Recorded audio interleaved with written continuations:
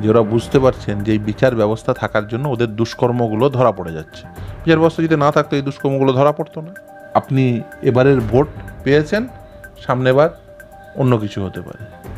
জনগণ ইতিহাস রচনা করে, জনগণ অপেক্ষা করছে, এবং বিশেষ করে কারণ এবারের ভোট তো দেশের ভোট ছিল।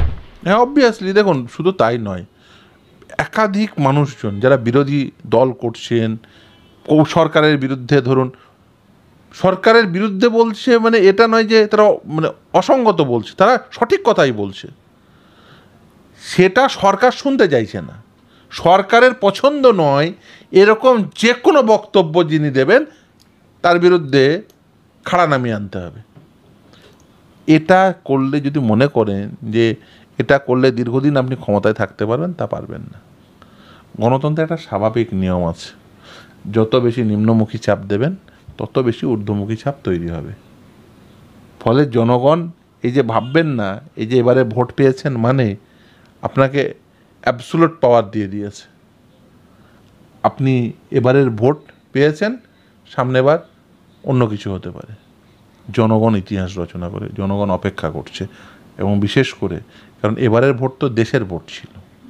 দেশের ভোট আর রাজ্যের ভোটের মধ্যে পার্থক্য থাকে, কারণ এবারে জনগণ নিশ্চিতভাবেই জানেন যে এবারে এই সরকার পরিবর্তন, এবারে ভোট তৃণমূল কংগ্রেসের বিরুদ্ধে দিলে সরকার, পশ্চিমবঙ্গ সরকারে যে তৃণমূল কংগ্রেস ক্ষমতায় রয়েছে, সেই তৃণমূল কংগ্রেসকে পরাস্ত করা যাবে না, রাজ্য থেকে দূরে সরানো যাবে না।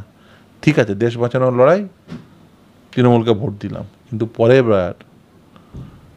এই বিধানসভা নির্বাচন 2026 নিশ্চিতভাবেই মানুষ তার যোগ্য জবাব দিয়ে দেবে। তার সন্তানের চাকরি নেই, সন্তানের খাতে কাজ নেই, সরকারি বেসরকারি কোনো ক্ষেত্রে কোনো কর্মসংস্থানের ব্যবস্থা নেই। কেন সরকারকে রাখবে এরকম একজন মানুষকে কেন ক্ষমতায় রাখবে, যে মানুষকে কোনো দিশা দেখাতে পারে না, যে আদালতে বলে যে আদালতের জন্য চাকরি দেওয়া যাচ্ছে না, এক লাইন নোটিশ লেখার ক্ষমতা নেই। কেন এরকম লোকজনকে মাথায় উপর রাখবে? আপনি একজন আইন ব্যবস্থার লোক, রাজ্যের শাসক দলের বিভিন্ন নেতৃত্বরা বারংবার আইন ব্যবস্থাকে তল্পিবাহক বলছেন বিচারপতিদেরকে। আসলে ওদের আসল রাগটাই ওখানে,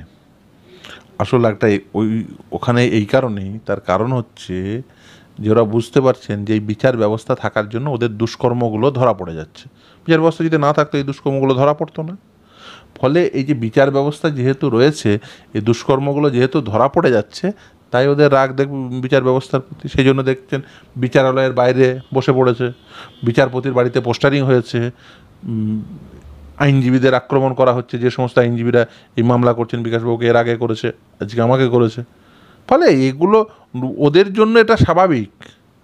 তার কারণ ওরা বুঝতে পারছেন এই বিচার ব্যবস্থা থাকলে, এবং বিশেষ করে বিচার ব্যবস্থার কাছে মামলা নিয়ে যাওয়ার জন্য এই ধরনের আইনজীবীরা থাকলে, ওরা যে চুরি করছে এই চুরিটা ধরা পড়ে যাচ্ছে। সেই জন্য আক্রমণ করতে, সেই জন্য দেখেছেন বিচারপতির স্বামীকে হ্যারাস করার চেষ্টা, দেখেছেন বিচারালয়ের বাইরে বসে পড়া, দেখেছেন বিচারপতির বাড়িতে পোস্টারিং করা, সবই ঘটেছে। ফলে এগুলো ঘটবে, এবং এগুলো যত ঘটবে মানুষের সামনে ছবিটা তত পরিষ্কার হয়ে যাবে। রাজ্যে তো শিক্ষা নিয়োগ দুর্নীতি অনেক দিন ধরেই চলছে, তার সঙ্গে কিন্তু যে নিট একটা সর্বভারতীয় প্রবেশিকা পরীক্ষা, যে ডাক্তার মানে সমস্ত মানুষের কাছে ভগবান বলা চলে, আর সেই ডাক্তারি পরীক্ষাতেও দুর্নীতি। তৃণমূল সরকারের দাবি যে তাদের বিরুদ্ধে ইডি সিবিআইকে ব্যবহার করা হয়, বিরোধীরা বিজেপি ব্যবহার করে, তাদের দাবি। কিন্তু তাহলে নিট কেন সিবিআই বা ইডি তদন্ত হচ্ছে না? আমি মনে করি তদন্ত হওয়া উচিত, এবং অলরেডি নেটে সিবিআই তদন্ত হচ্ছে, নিটেও হওয়া উচিত।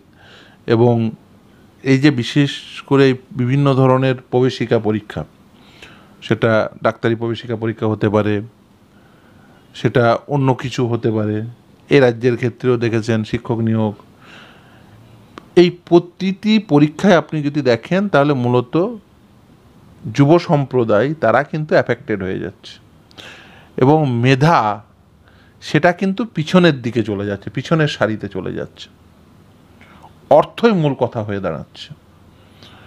এই অবস্থায় দাঁড়িয়ে সাধারণ মানুষেরও নিশ্চিতভাবেই ভূমিকা রয়েছে, এর বিরুদ্ধে গর্জে উঠতে হবে।